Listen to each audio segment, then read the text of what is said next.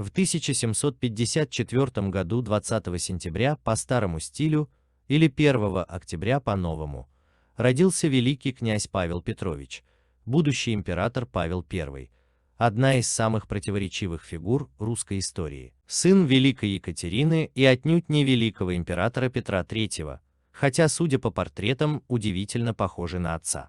Павел родился, когда и родители еще были совсем молодые, и царствующая императрица Елизавета умирать не собиралась. Поэтому горизонт возможностей того, каким он мог бы стать человеком, был еще полностью открыт. Никто даже и предположить не мог, что наступят времена, когда мать Екатерина станет прозрачно намекать, что Павел вовсе и не от законного мужа, а не исключено, что от фаворита Сергея Салтыкова. Что вырос сын каким-то чудаковатым, непредсказуемым, таким, что не лучше ли отдать все сразу, минуя его любимому внучку Сашеньке. А что удивляться взбалмошности, упрямству и странностям бедного Павла. Он же и в самом деле бедный. Ему посочувствовать надо. Жертва семейной драмы.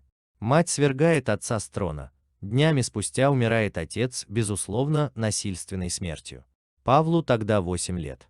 Такое потрясение мало кто может пережить без последствий. Между прочим, для всей просвещенной Европы Павел стал чем-то вроде русского принца Гамлета. Причем аналогия была столь очевидной, что когда уже во взрослом возрасте Павел посетил Вену, в театрах австрийской столицы были сняты с представления постановки этой трагедии Шекспира. Первым делом, взойдя на престол в 1796 году, Павел отправил на Дон фельдъегеря с благодарственным манифестом казакам за участие в Пугачевском бунте. Фантастика, бред.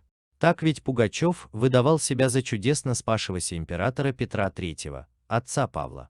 И это в его глазах дорогого стоило. Этот демарш, пожалуй, был посильнее, чем постыдная для ее участников церемония перезахоронения останков Петра III, когда гроб свергнутого императора в Петропавловский собор несли все остававшиеся к тому времени в живых фавориты и орлы Екатерины. Есть масса других сюжетов, больших и малых, в которых Павел решение принимал автоматически.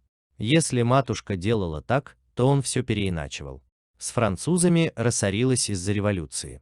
Так мы помиримся. Диссидентов, бунтовщиков похлеще Пугачева, Новикова и Радищева посадили. Так мы выпустим.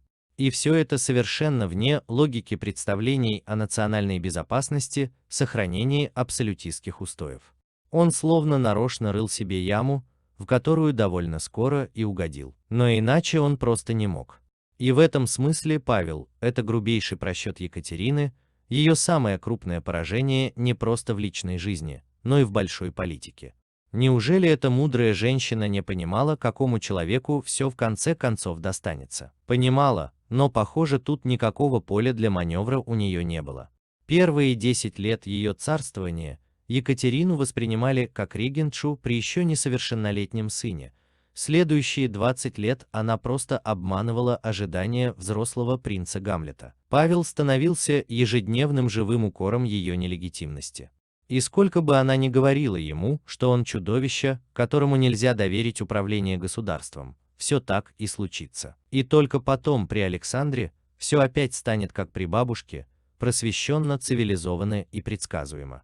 Потом, за вычетом Павла, которого постигнет та же трагическая участь, что и его отца, он тоже станет жертвой дворцового переворота.